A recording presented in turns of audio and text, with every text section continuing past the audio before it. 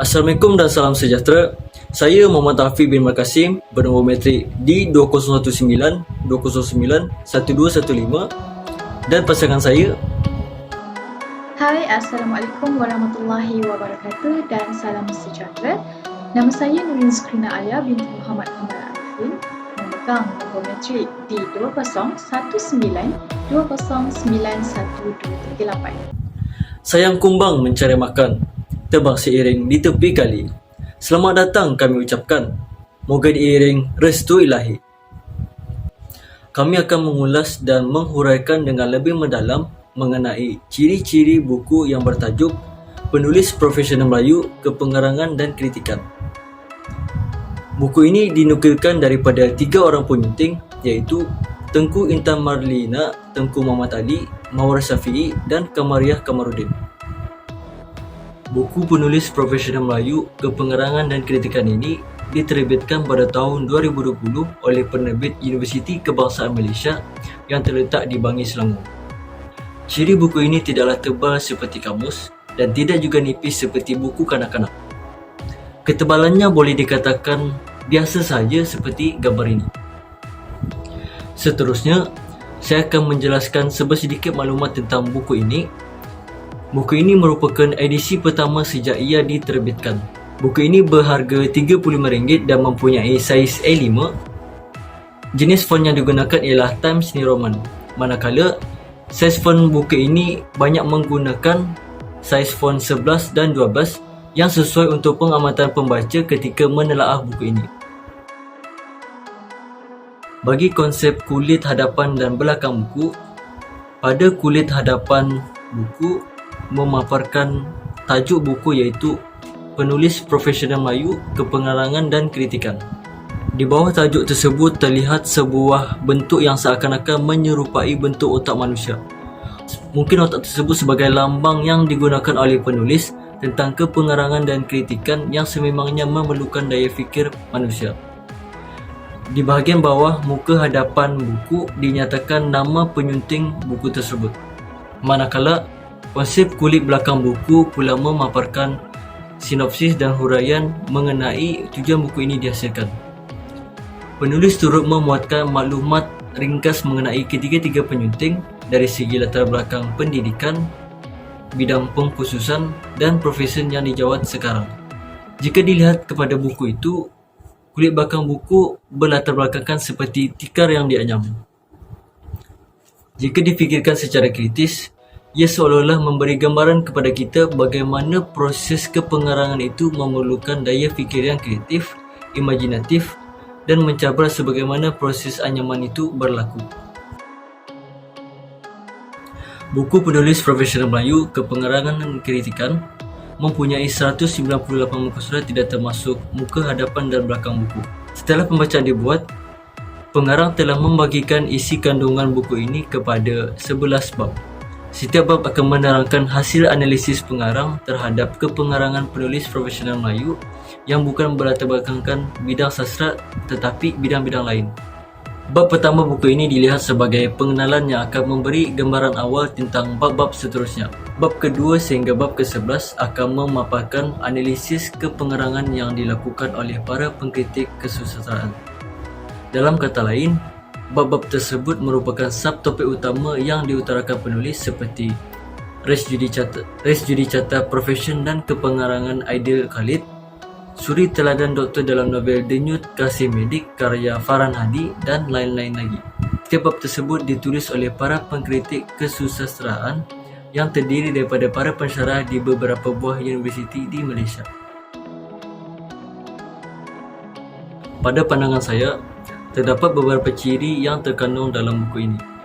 Antaranya mengenai cara penstrukturan buku ini disusun. Kandungan buku ini disusun mengikut paparan karya pengkritik masing-masing yang seterusnya diikuti dengan kritikan. Para penyunting buku ini juga telah membahagikan kandungan di dalamnya kepada 11 bab. Setiap bab itu pula akan menjelaskan analisis yang berbeza oleh pengarang terhadap karya penulis profesional Melayu. Perkara ini akan memudahkan pembaca untuk faham tentang kandungan buku dan boleh mengelakkan kekeliruan penafsiran maklumat di dalam buku tersebut. Pensuturan pembahagian bab dalam buku tersebut boleh dilihat seperti jadual ini.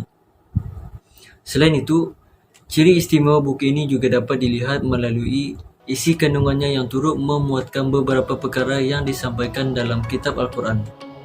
Meskipun buku ini menjurus kepada perbincangan dalam perihal kesusastraan Melayu, namun para penyunting tidak lokek dalam menyatakan pengajaran daripada kitab suci dan iktibar daripada sudut keagamaan, khususnya agama Islam yang syumul. Perkara ini bukan sahaja memberi ilmu tambahan kepada pembaca orang Islam dan bukan Islam, malahan turut memberi peringatan kepada mereka untuk kembali kepada ajaran Islam yang sebenar. Contohnya boleh dilihat pada petikan ini. Ayat tersebut menerangkan mengenai kepentingan seseorang manusia sebagai khalifah di atas muka bumi ini meraih pengalaman hidup menerusi perjalanannya yang luas. Para pembaca boleh mengambil iktibar agar tahu tentang peranan mereka di muka bumi ini sebagai seorang khalifah. Oleh itu, perkara ini dilihat oleh saya sebagai salah satu ciri istimewa yang terkandung dalam buku tersebut. Berdasarkan buku penulis profesional Melayu ini, terdapat banyak unsur kekuatan atau kelebihan. Antaranya ialah penulisan yang dilakukan oleh penulis-penulis telah membuktikan kelebihannya, iaitu walaupun mereka mempunyai latar belakang pendidikan, kemahiran dan pengalaman yang berbeza, dapat menghasilkan karya-karya yang berbeza meskipun mempunyai tujuan yang sama. Okey, seterusnya pembaca dapat membaca dengan lancar kerana penulisan di dalam buku ini telah menggunakan bahasa yang ringkas dan mudah untuk difahami. Sumber yang kita dapati di dalam buku ini ialah penulis telah menggunakan sumber yang berautoriti, di mana sumber ini telah menggunakan maklumat yang sahih, iaitu yang boleh diterima dan dipercayai. Hal ini boleh dibuktikan dengan terdapat banyak rujukan yang dinyatakan pada akhir muka surat di dalam buku ini. Dan yang terakhir, kelebihan yang kita dapat di dalam buku ini ialah isi kandungan di dalam buku ini ringkas, padat, terperinci yang membuatkan buku ini menarik untuk dibaca dan sekaligus mendapat banyak ilmu pengetahuan dan nasihat serta teladan yang boleh diikuti oleh para pembaca. Baiklah, seterusnya terdapat juga unsur kelemahan di dalam buku ini. Antaranya ialah penggunaan satu jenis warna sahaja pada kulit hadapan, iaitu warna hitam dan putih. Dan penggunaan warna tulisan muda hanya menggunakan warna hitam sahaja dan didapati tidak mempunyai penggunaan grafik. Hal ini menyebabkan buku ini kelihatan kurang menarik dan tidak ceria untuk dibaca. Terdapat juga banyak kesilapan dalam perkataan dan ejaan oleh penulis buku. Selain itu, langkau yang telah digunakan ialah hanya sebaris yang amat sukar untuk dibaca oleh pembaca, terutamanya golongan yang mempunyai masalah kesihatan mata. Karya hanya berfokuskan penceritaan tentang ilmu perubatan dan sains teknologi sahaja yang banyak dikarang. Dan akhir sekali, kelemahan yang didapati ialah terlalu banyak pecahan yang dilakukan dalam penulisan ini sehingga ia membuatkan pembacaan tidak menjadi lancar.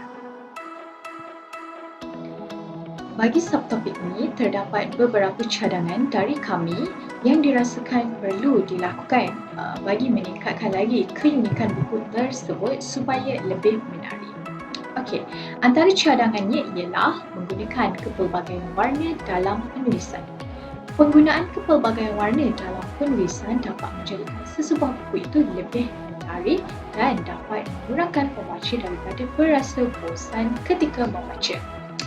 Biarpun elemen kepelbagaian warna ini lebih sinonim dalam penerbitan anak bagi menarik perhatian mereka, namun elemen ini masih boleh digunakan dalam penerbitan buku ilmiah dan orang dewasa.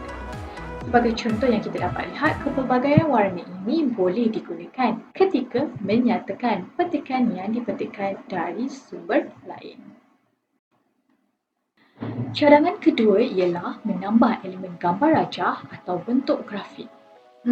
Penambahan elemen gambar dan unsur grafik bukan sahaja akan menjadikan buku itu lebih menarik, bahkan dapat meningkatkan kefahaman pembaca terhadap perkara yang hendak disampaikan. Cadangan yang ketiga ialah menambah baik penulisan dengan memperbanyak penggunaan maklumat dalam bentuk isi-isi kecil. Penggunaan maklumat dalam bentuk isi-isi kecil akan membantu pembaca atau khalayak mengenali perkara pokok yang akan diceritakan oleh penulis. Secara umumnya, apa yang paling penting sekali ialah isi yang terkandung dalam buku tersebut.